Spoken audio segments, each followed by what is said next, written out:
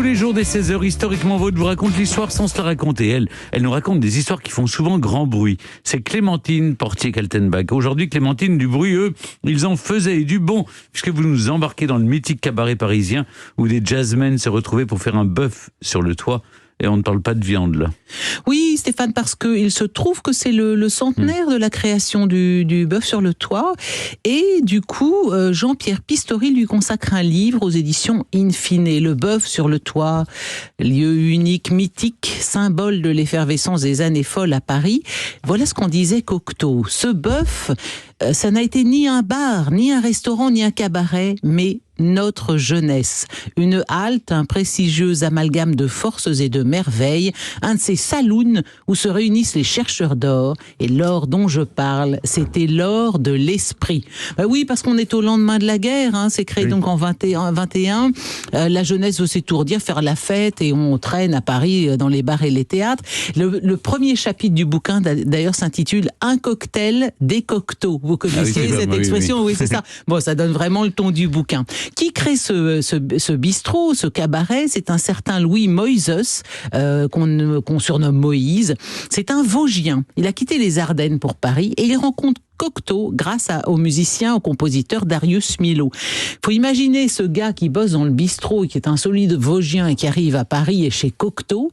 Et là, en arrivant chez Cocteau, il voit le portrait d'un gars au mur et il lui dit « Oh, mais je connais ce type-là ». Alors Cocteau est un petit peu intrigué parce que le type en question, c'est Rimbaud. Oui. C'est Rimbaud. Et alors, Cocteau cherche un peu comment ce gars-là qui débarque de ses Vosges.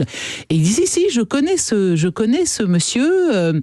On a habité à côté à Charleville. Et en effet, dans sa jeunesse, Moïse habitait pas loin de là où habitait Vitaly Rimbaud. Vitaly Rimbaud était beaucoup plus âgé que sa propre mère, mais enfin, il a indéniablement connu Rimbaud. Et évidemment, pour Cocteau, cette rencontre sous le signe de Rimbaud, c'est quelque chose de touchant et symbolique. Et comme par ailleurs, Moïse est aussi très bel homme, blond, les yeux bleus, et lancé 1m88, et qu'il aime les hommes, alors là, Cocteau, ça lui plaît aussi.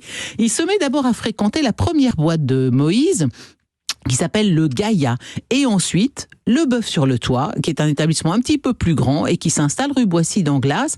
Ce nom, le Bœuf sur le Toit, vient du ballet pantomime.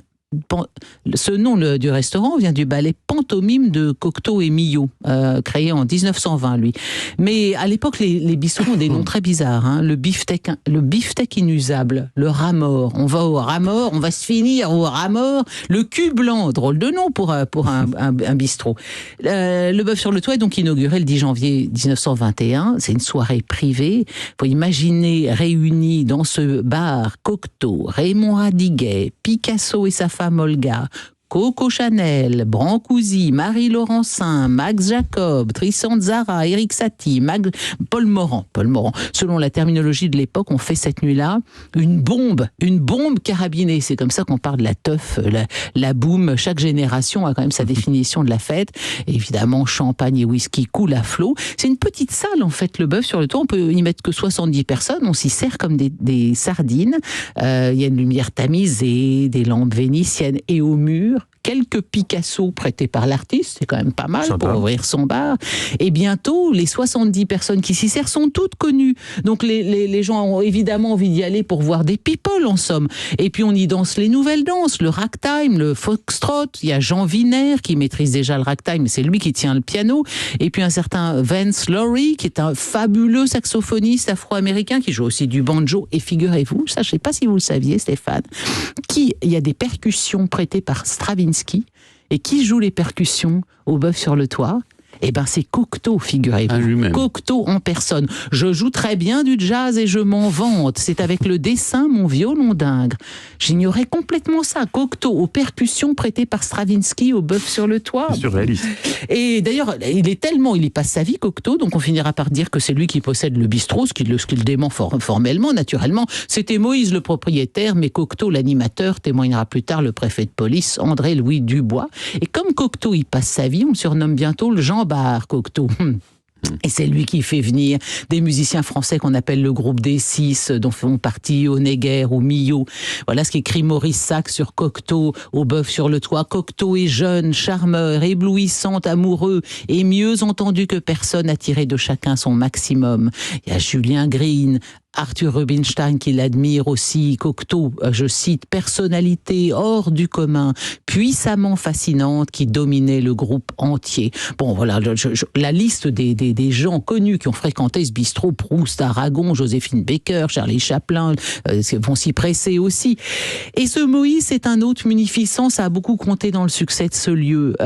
Quand Christian Dior n'a plus un sou, c'est Moïse qui le loge dans une des chambres au-dessus du bistrot. Il offre toujours le dernier verre, la dernière bouteille. Il organise de nombreuses soirées caritatives. Tristan Tzara écrit « Nous avions au Bœuf table ouverte. À la fin de l'année, Moïse rassemblait les notes que nous avions signées et les déchirait en guise d'étrenne. » Enfin, je ne peux pas citer le Bœuf sur le toit sans évoquer une œuvre d'art qui a été une œuvre d'art collective, le fameux œil cacodilaté par Picabia en 1921.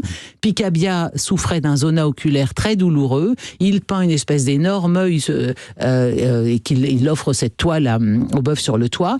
Et en 10 jours, tous les artistes qui fréquentent les lieux vont contribuer à cette œuvre. Alors par exemple, ça peut être n'importe quoi. Il y a Francis Poulenc qui écrit « J'aime la salade ». Bon, c'est pas forcément une pensée très puissante, mais enfin, c'est le repère des surréalistes. Une certaine Valentine Hugo, « Mon cœur bat », ce qui est une jolie phrase. Bon.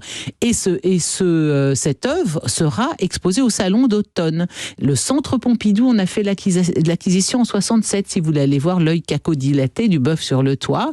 Voilà, c'est un précieux témoignage du temps où le bœuf montait sur le toit et où ce lieu était le carrefour des destinées, le berceau des amours, le foyer des discordes, le nombril du monde, cite l'auteur de ce très beau livre sur le Bœuf sur le toit.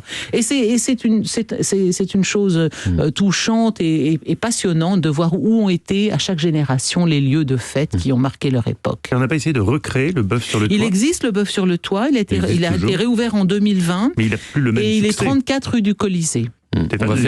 On va faire un bœuf. Alors. Ah bah oui, avec joie. Mais pourquoi pas? Avec joie, vous mettrez à la batterie comme Cocteau, Stéphane. On pourra fêter la 400e d'Historiquement Vôtre en faisant un bœuf sur le toit. Et vous serez en percussion, Stéphane? Oui, je suis très percutant parfois. Vous êtes très percutant, mais aussi c'est ce qu'on va voir, va nous dire Mathieu. Exactement, également Merci percutant. Clémentine. En tout cas. Dans le quiz, vous restez avec nous, Clémentine. On a besoin de vous pour le quiz.